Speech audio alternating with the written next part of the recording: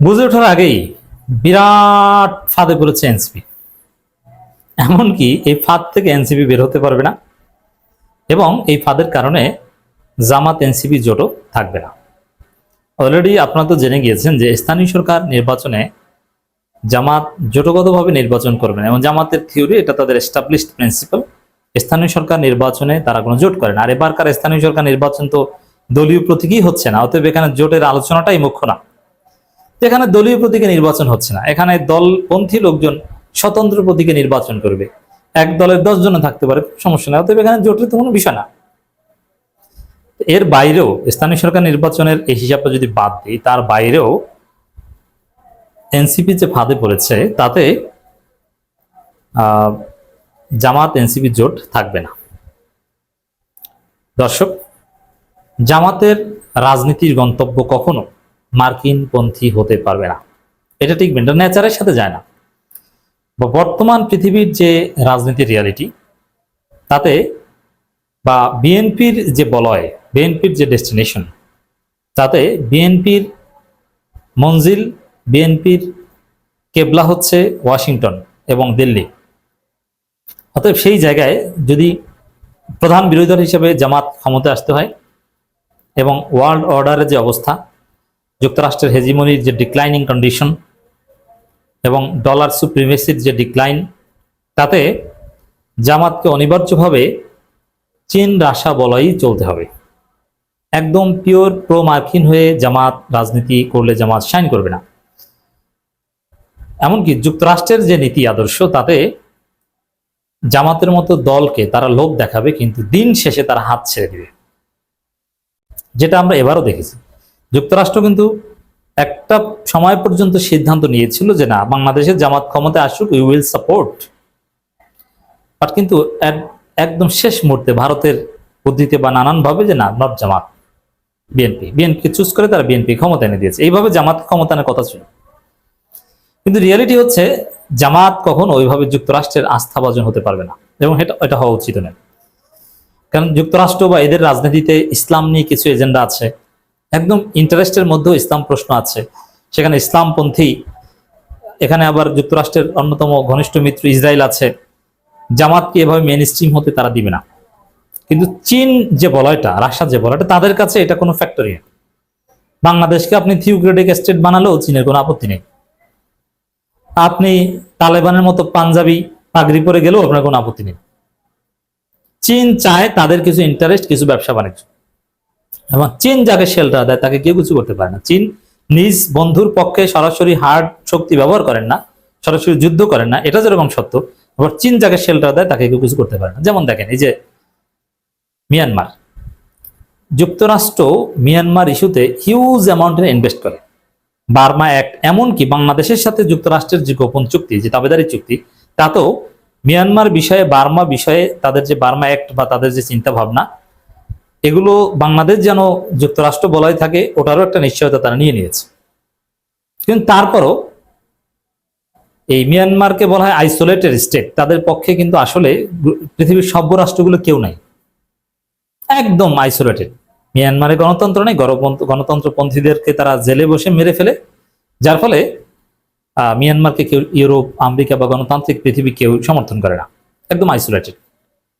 কিন্তু চীন সমর্থন করে, যার ফলে দেখেন এমনকি মিয়ানমারের যে অস্থিরতা, তাতে মিয়ানমারের বিবাদমান সবগুলো গ্রুপের সাথে চীন সম্পর্ক রাখে এবং সরকারের সাথেও সম্পর্ক রাখে, এবং মিয়ানমারকে চীন টিকিয়ে রেখেছে সুন্দরভাবে। এবং মিয়ানমারের মাধ্যমে চীনের অনেক পারপাস সার্ভ হয়, স্ট্র্যাটেজিক অনেক পারপাস সার্ভ হয়। তাহলে বুঝেন যে আমেরিকা সহ আমেরিকার সমস্ত মিত্ররা চেষ্টা করেও মিয়ানমারের কিচ্ছু ছিঁড়তে পারে না, কারণ চীন is on behalf of Myanmar. অতএব চীন যে আসলে কিছু পারে তার একটা প্রমাণ, এটা এরকম অনেক আছে। এই বাস্তবতায় জামাত ইসলামের জন্য চীনপন্থী হওয়া ছাড়া, হ্যাঁ, জামাত ইসলামী ব্যালেন্স ফরেন পলিসির পক্ষে। তারা যুক্তরাষ্ট্র, চীন, রাশিয়া, ইউরোপীয় ইউনিয়ন, মধ্যপ্রাচ্য, এমনকি ভারত, সবার সাথে ব্যালেন্স করে একটা সম্পর্ক রাখতে চায়। বাট এটা একটা থিওরিটিক্যাল কথা। বাস্তবিক হচ্ছে যে আপনাকে কোনো একটা সাইড নিতে হবে, কোনো একটা সাইডের প্রতি ঝুঁকে যেতে হবে। একদম আপনি পুরোপুরি নিরপেক্ষ যে না, আমেরিকা ভাই আপনার সাথেও আছি, চীন আপনার সাথেও আছি, ভারত আপনার সাথেও আছি, এটা হচ্ছে ফরেন পলিসির ইউটোপিয়ান কনসেপ্ট। বাস্তবে এভাবে ফরেন পলিসি হয় না। আপনাকে একটা পক্ষ না একটা পক্ষ নিতে হবে। হয়তোবা খালি চোখে সাধারণ জনগণ বুঝবে না যে আপনি কোন পক্ষে, but you must take a side.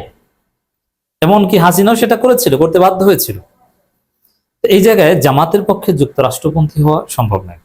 জামাতকে চীন রাশিয়াপন্থী হতে হবে এবং যুক্তরাষ্ট্রের সাথে একটা ভাই ভাই সম্পর্ক হতে হবে। জামাতের ফরেন পলিসি হতে পারে অনেকটা আওয়ামী লীগের মতো। আওয়ামী লীগের মতো ভারত প্রশ্নে না, আওয়ামী লীগ কিন্তু একদম মার্কিনপন্থী ছিল না, যুক্তরাষ্ট্রকে একটু সাইজ করে রাখার চেষ্টা করত, চীন রাশিয়ার সাথে ভালো সম্পর্ক রাখতো, আবার দিন শেষে ভারতের মাধ্যমে যুক্তরাষ্ট্রকে ম্যানেজ করতো। জামাত এইভাবে চেষ্টা করবে। সেই জায়গায় এনসিপি পুরোপুরি মার্কিন বলায় ঢুকে গেছে। মার্কিন যুক্তরাষ্ট্রের যে এজেন্ডা, মার্কিন যুক্তরাষ্ট্রের যে নীতি আদর্শ, এগুলোকে পুরোপুরি ধারণ করে এনসিপি। এনসিপি গঠনে যেহেতু প্রফেসর ইউনূসের হাত রয়েছে, যদিও ইউনূসই বিএনপিকে ক্ষমতা এনে দিয়েছে এবং বিএনপিও চায় এনসিপি সামনে আগাক, কারণ মার্কিনপন্থী। যদি এনসিপি বিরোধী দল হয় তাহলে বিএনপির জন্য ভালো, কারণ বিএনপি মার্কিন তাবেদারি করতে বাধ্য হচ্ছে চুক্তির কারণে, এবং ওই চুক্তি পুরোপুরি সমর্থন করে এনসিপি। তো চুক্তির বিরুদ্ধে এনসিপি কোনো টু শব্দ করে না এবং করবে না।